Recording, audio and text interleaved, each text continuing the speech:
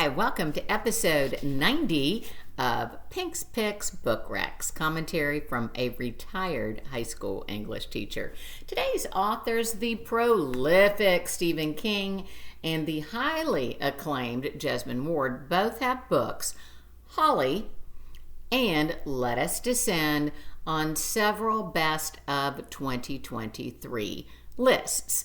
Though I'm looking forward to reading and reviewing those sometime in the future, for now I'll discuss two of their previous novels, Fairy Tale, Stephen King's COVID tome, and Salvage the Bones, Ward's Hurricane Katrina masterpiece. While on the surface these stories seem distinctly disparate, and in most ways they are, both feature teenage protagonists who are damaged and driven by a deceased mother and an alcoholic father. Structurally, King begins with an apt epigraph from Pinocchio's Blue Fairy. Always let your conscience be your guide. I'll return to that later. Followed by 32 named chapters, each gorgeously illustrated, akin to Grimm's, and ending with an epilogue, or denouement. King's hook evokes Scout Finch's beginning dilemma of deciding where to start the story. In To Kill a Mockingbird, the debate transpires between Scout and Jem. In Fairy Tale, which also unfolds retrospectively in first person, Charlie considers the question alone. Narratively, but not chronologically, this foreshadows Charlie's secret, solitary journey. The main story is set between 2013 and 2014 in Century, Illinois. Though Charlie Reed is 6'4", weighs 220, and at 17 is at a prime age for adventuring and foolish decisions, he is a model student, athlete, and citizen.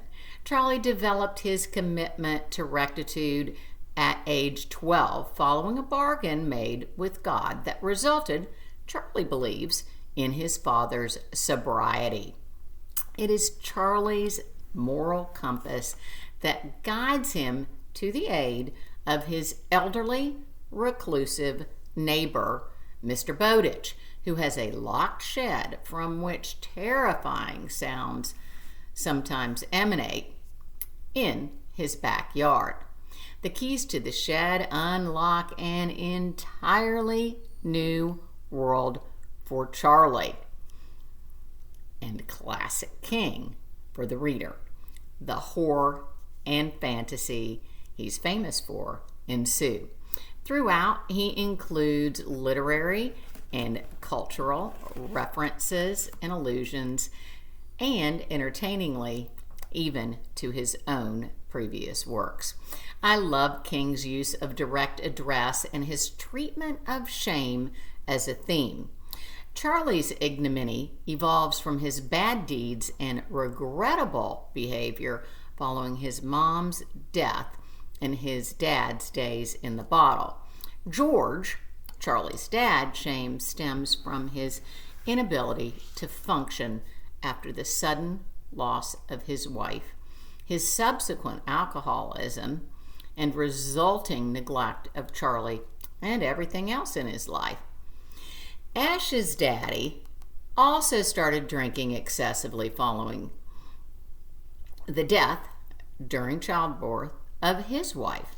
Salvage the Bones is set in Gulf Coast, Mississippi during August of 2005. With no mother and an alcoholic father, the Batiste kids have little safety except that which they create with each other. Randall, 17, seeks salvation in basketball. Skeeta, 16, focuses his love and energy on his pregnant pit bull, China. Ash, 15, the only female in the family, searches for solace in sex which she started having at 12 because it was the only thing that's ever been easy for her. Junior, the baby, at 7, gets lost amongst the chickens and abandoned cars. Because when it's summer, there's always a hurricane coming or leaving, the family takes the soon-to-be catastrophic Katrina no more seriously than previous seasonal storms, an attitude which will result in cataclysm.